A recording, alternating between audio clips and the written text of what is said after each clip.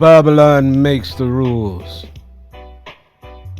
Once again, I, Dr. Nagus Sankofa Imhotep, coming to you with another edition of Babylon Makes the Rules. I am the offspring of David. Black is the color of my skin. Yasib no pain. Now that I am man still a grin. 500 years of slavery. That's what you brought me people in chains and shackles on ships across the ocean you swim.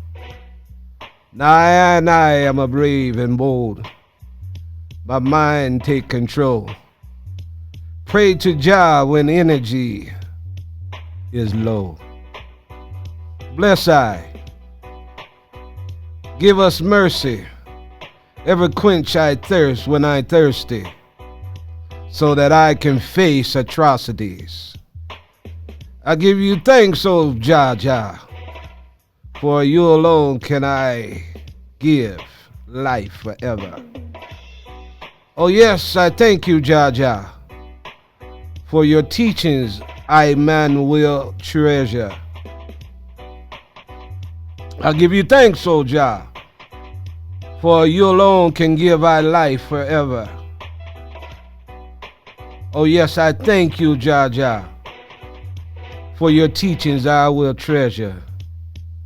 A chapter this day will I man say, the teachings of truth, the only truth. It's in the Bible. Hear, my youth. My soul to cry out for Jah Jah. Louder and louder, I get stronger and stronger.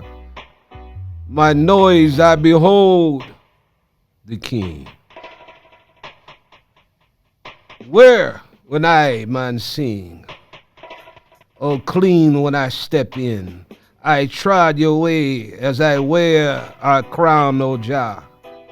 As I call on the Emperor, I give you thanks, O Jah, for you alone can give our life forever. Oh yes, I thank you, Jah, for your teachings I will treasure. Oh yes, I thank you, Jah, for you alone can give our life forever. Oh yes, I thank you, Jah Jah, for your teachings I will treasure. Jah Jah, you are my only. You always take care of me. Show I your mercy, O Jah. I now question when you give I the answer. Your divine is always my provider.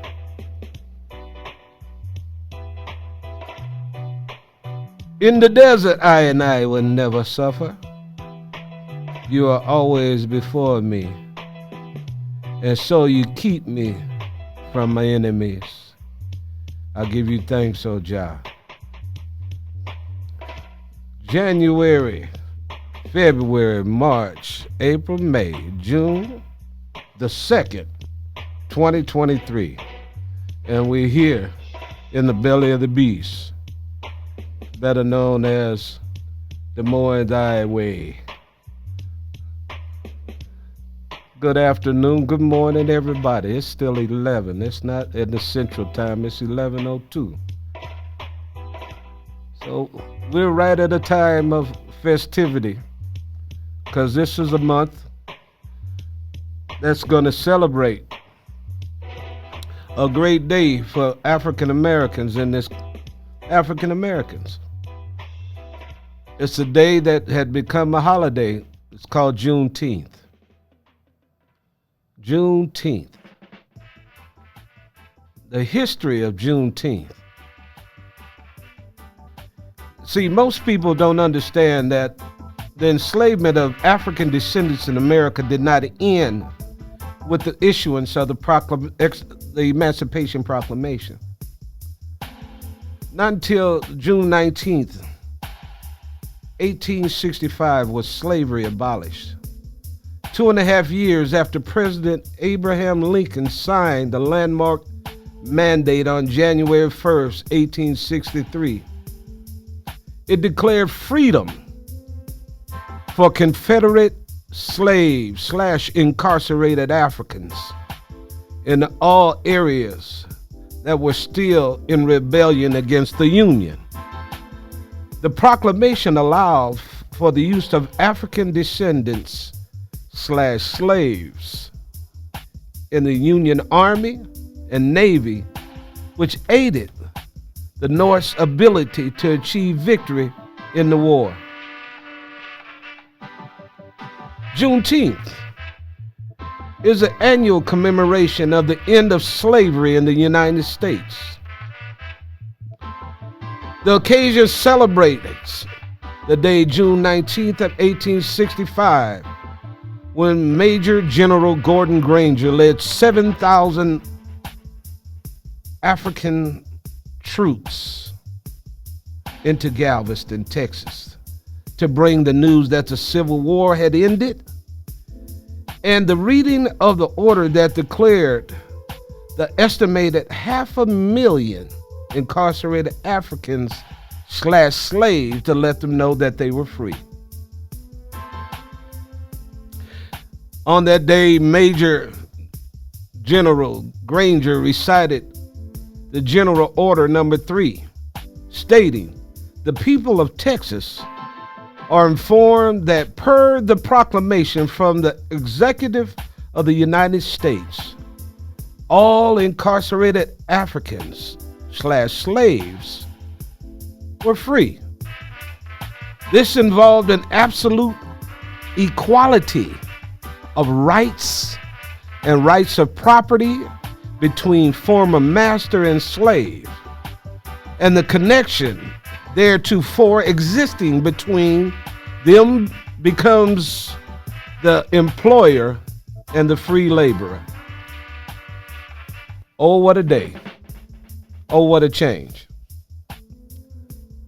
What we have to understand that through the history, that racial capitalism is the only capitalism on this planet. At the time when we look at an understanding and a definition of racial capitalism, it's deriving the social and economic value from the racial identity of another person, a long-standing, common, and deeply problematic practice. In general, racial capitalism in the United States constituted a particular variant of capitalist production in which blackness expressed a structural location at the bottom of the labor hierarchy, characterized by depressed wages, working conditions, job opportunities, and widespread exclusion from labor unions.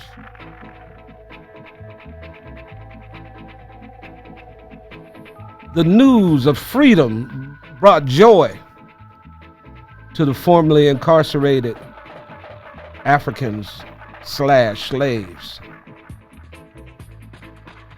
Yet this message of freedom engendered tremendous disdain among the former slave owners.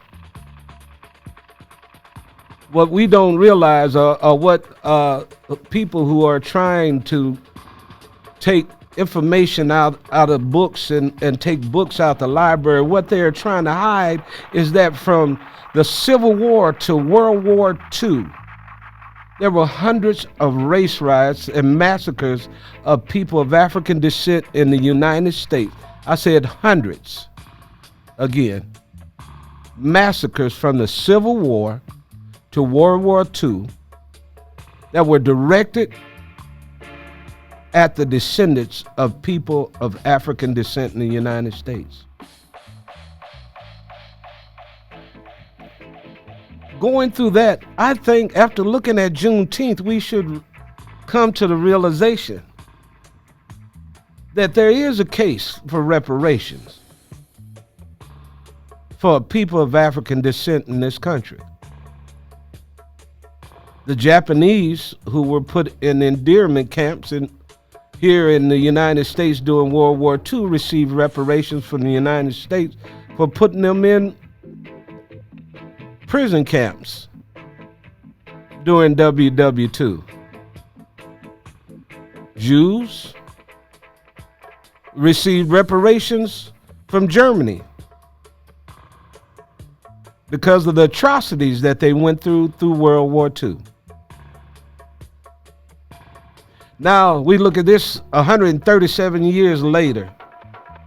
Litigation was grafted in the case of reparations for African descendants who were incarcerated. If these reparations were set, they were seeking economic retribution for uncompensated labor, as well as social liberties in the dominant Eurocentric power structure. On Tuesday, the 26th March 2002, a young black lawyer named Deetra Farmer Pelham filed a lawsuit in the U.S. District Court for the Eastern District of New York against Fleet Boston Financial Corporation, Aetna Insurance, and a railroad company named CSX Corporation, their predecessors, and up to 1,000 corporate John Does that, like the names and companies, may have profited from the American slavery. The suit sought damages and compensation for 35 million descendants of African slaves. Although any award would go not only directly to the individual person, but towards a fund to improve health, education, and housing opportunities for African American or African descendants generally. Let me read that again. I flubbed over that. The suit sought damages for compensation for 35 million descendants of African slaves. Although any award will go not to individual persons, but towards a fund to improve health, education, and housing opportunities for African descendants generally. According to Roger Warren, one of the several lawyers who prepared the suit, this is not about individuals receiving checks in their mailbox. This is his quote. The suit, one of three suits, are seeking redressing the slave-related wrongs that were filed that day, opening the latest rounds of claims, making a suit for reparations for descendants of African descendants of slaves in America. The announcement of the suit, which received considerable media attention, might have been expected to general jubilation among those who have been promoting the idea of reparations as a means of rectifying economic inequalities endured by African descendants in the United States. Yet the reaction of the suit by the leading reparation activists was mute at best. Instead, those activists responded rather critically. For the Farmer Pelham suit was out of step with the larger political strategy for enhancing the condition of the descendants of Africans in America. Beyond demands for mere economic damages, that strategy included naming the U.S. government as a defendant in the reparation lawsuit to highlight the facts that reparations are a matter not just of money, but of national political responsibility to repair the damage caused by 568 years of slavery and segregation. Notwithstanding their divergent aim, Farmer Pelham's suit and those being filed by other activists reflected a remarkable antithesis in the use of law by a variety of groups around the globe to address past injustice perpetrated by states, churches, and firms. The court's action comprised part of a broader expansion in the legalistic modes of dealing with public issues, a trend that has been dubbed judicialization of politics. The transformation of political conflict into legal disputations is consistent with a larger human interest in the pacification of social relations, and it may be a successful way of achieving certain political ends during the age of reentrenchment regarding racial equality and social justice more generally. The pursuit of reparations for various injustices in the past has become a center feature of human rights discourse and practice in recent years. Yet the justification of politics privileges lawyers over citizens in courtrooms over more public sites of debates and deliberation. More importantly, the judicial pursuit of political aims is defenseless to being commandeered by deceitful people pursuing their objectives, particularly when those political aims concern particular economic matters. The core contribution of economic historians is to bring quantitative estimates to their topic. Concerning American slavery and its ongoing legacy of racial oppression, the correctness of numerical estimates play an additional role. The argument over payment of reparations to African descendants in America enslaved has many dimensions, but one key requirement of any plan for reparations or reparative justice is the determination of an appropriate dollar amount. Measures can be partitioned into two broader categories. One, those based upon itemization of the cost of the victims or gains in the perpetrators forms of specific atrocities. My mouth gets running too fast sometimes. I gotta slow it down. Restate that again. Measures can be partitioned into two broader categories. One, those based on the itemization of the costs to the victims or gains of the perpetrator from the specific atrocities. And two, those based on the estimate of a combined global effect of the atrocities on living descendants of those persons enslaved in the United States. The first approach requires the identification of a comprehensive list of relevant atrocities and injustices assigned a dollar value to each, and adding them to arrive at an amount for the reparation bill.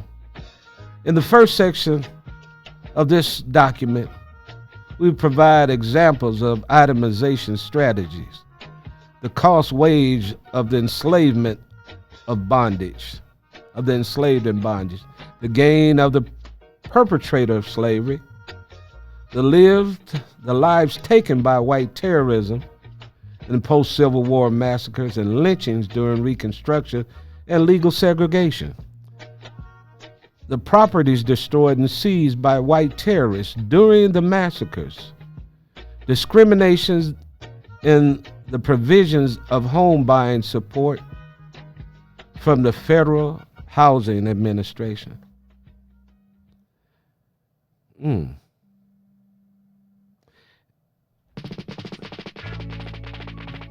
The Servicemen's Readjustment Bill of 1944, commonly known as the GI Bill, and the racial discrimination in employment.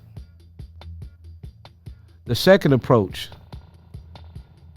to which we turn in the next main section, of this document requires the use of a quantitative indicator of the global effect of the impact of the victimized community of a trajectory of injustice.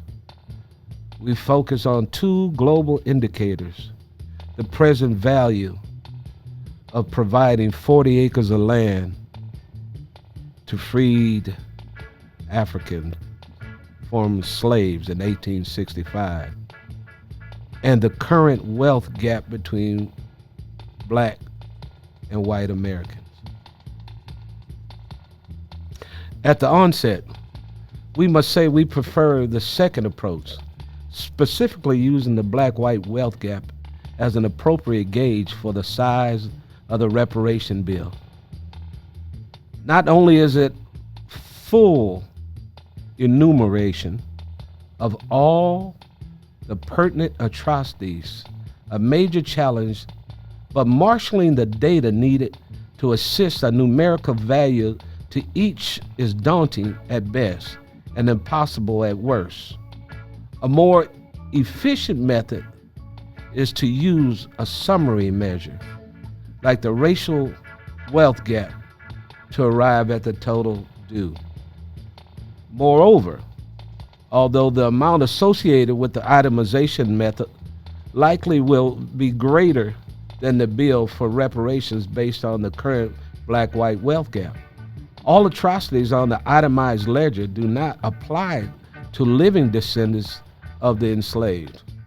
It is hard to justify paying those living today for the harm directly inflicted upon their ancestors, particularly enslavement itself. It is legitimate to pay them for ongoing consequences of the harm that limit their lives in this present moment. In what follows at the seventh point, we will make compound interest calculations to generate present value estimates of the costs imposed on African Americans by slavery and the consequential acts of oppression. The choice of interest rates for compelling exercises is somewhat arbitrary. In this document, we opt to use the two interest rates utilized, extending an analysis of the costs of slavery of the enslaved are discussed in this section. A 3 and 6% nominal rate approximate a risk-free rate over time, and a 6% rate that be considered an adjustment that considers nominal growth with the gross domestic product over time. In addition, the 6% rate has historical resonance. It was the interest rate specifically in the sales and contract between Georgetown University and the Louisiana Purchase of 272 enslaved people in 1838. For those interested in the full presentation of the argument for a policy of paying reparations to African descendants of the enslaved, two of the authors of this article published this book. Go get this book yourself if you want to check it out. From Here to Equality: Reparations for Black Americans in the 21st Century by Darity and Mullen, 2020. The readdressing of 40 million Black American descendants of slavery in the United States. Moreover, whether one agrees with the policy of reparations or not, concrete quantitative estimates of the cost of American slavery and racial suppression to those who were enslaved and oppressed should be a central part of our understanding of U.S. history. I have a table here that was comprised in this document, and it showed how the numbers would look. From looking at the measure of a 3% interest compounded for this present day $2023 and the 6% interest rates compounded on this present $2023. Missing wages, 12 hours estimated 8.46 trillion on that 3% interest rate. On the 6% interest rate, we see that it would equate to $860.2 trillion. Missing wages on a 24-hour estimate would be a $14.2 trillion payout. And on the 6%, it would be a $7 quadrillion payout. The expense of self-purchase, the price of freedom. On the 3%, it would be $559 billion. On the 6% side, on the interest rate, it would be $56.9 trillion. And they look at the contribution of American economic development from 1839, estimated it into the 2023 dollar, what the labor that African people brought at that time in 1839, it would equate to right about $33.4 billion on a 3% interest rate. On the 6%, it would be $6.2 trillion. Racism in America has been a two-edged sword for the persons executing the racism. It has caused that hatred to eat away at their souls. And for those who feel the white heat of racism, the lack of self-esteem and the compassion for their fellow man, an ethical pay system that addresses compensation and practice and policies for companies in the United States and globally have challenged organizational procedures that put quality on fairness.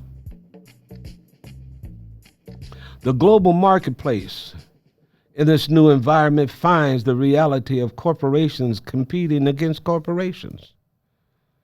In the past, competitive advantages of a company's ethical compensation package or practices and policies are undervalued. Companies competing on products and services, not ethical processes. But the intensity of global competition and the increased globalization of business is forcing companies to compete on the strengths of their ethical compensation policies. In short, having the greatest product at the lowest price is only valuable if it gets to the intended customer before the competition. Studies show that the companies which satisfy employees who feel that they are properly compensated will work harder than a company where the perception of inequality in pay and compensation is prevalent in the workforce.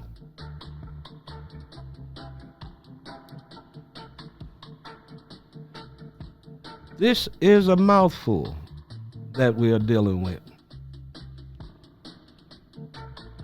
Someone is concerned, and I am concerned, about when will the retired slave get paid? As a result of compensation inequality between skilled and unskilled workers, and the fact that many of these unskilled workers being fired and subsequently put on welfare, it's important to examine the relationship between economic openness and welfare policies. A study was conducted to examine the conditions in which government may compensate domestic labor to save jobs for their citizens. Change is coming. Juneteenth is what I started with. And looking at Juneteenth, I thought that it was necessary to look at reparations. For instance, those people in Texas who worked 2.5 years of extra labor and were at the time not aware that they were emancipated. Should they receive pay? Should their descendants receive pay? We see Juneteenth here in Iowa now, and people are concerned about coming out and celebrating and getting donors and sponsors to sponsor black businesses and for people to make speeches, all these grandiose speeches about what they want to do and how they're working to bring forth equity in this society. There's nothing but a bunch of hot wind. Okay? It's about making money and people capitalizing off of holidays. I'm a native Texan. I grew up in Texas. I know from my experience as a young black man, as a child and as a young black man, what Juneteenth meant to me and my family and the people in my community. Juneteenth was a representation of Independence Day for black people in America.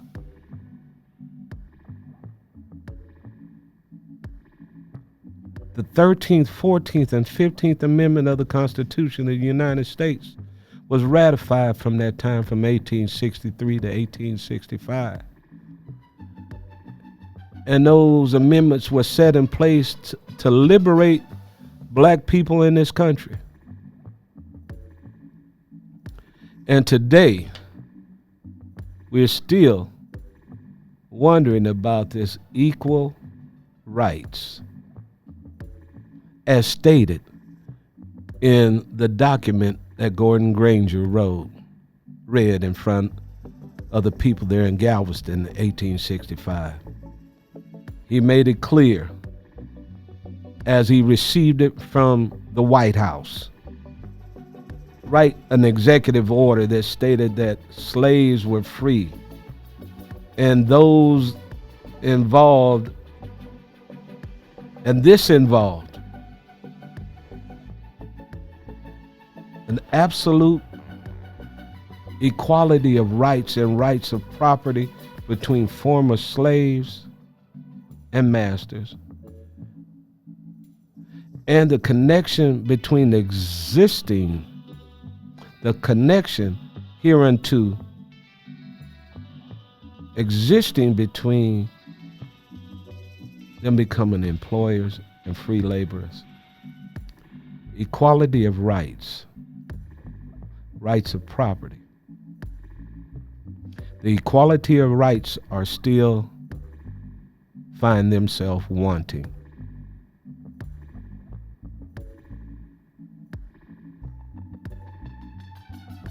This nation is coming to its day of reckoning.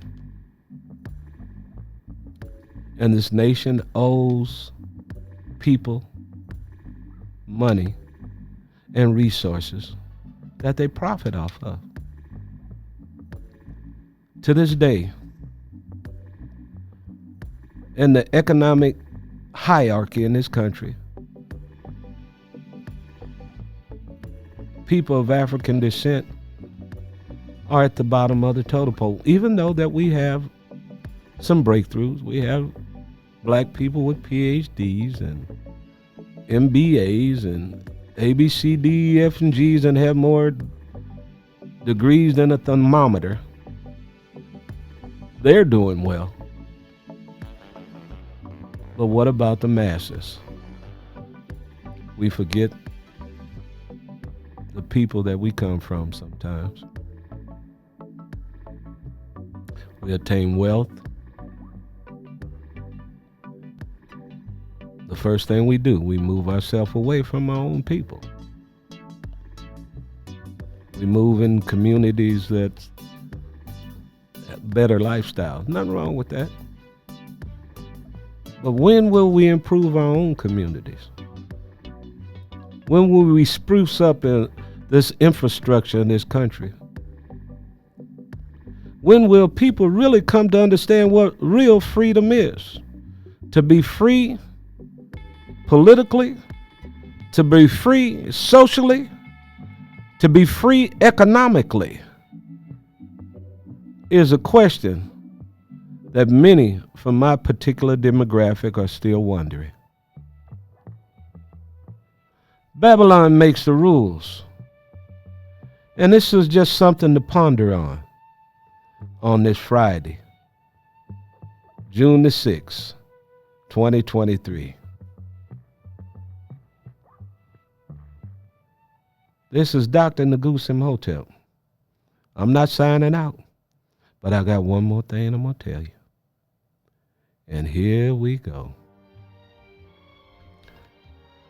I just enjoy having the opportunity to come in here and speak a few words. I'm going to leave you with this. This is a poem by an individual named Samorai. It's called Crown. Oh, I love that beat. Do you hear it? Say speak the truth. Not care them if they like it. Righteousness, them are gonna fight it. Haile Selassie, no sidekick. Empress Menen, no side chick. Not interested in them campaign. Not impressed by them care they last name. Empty words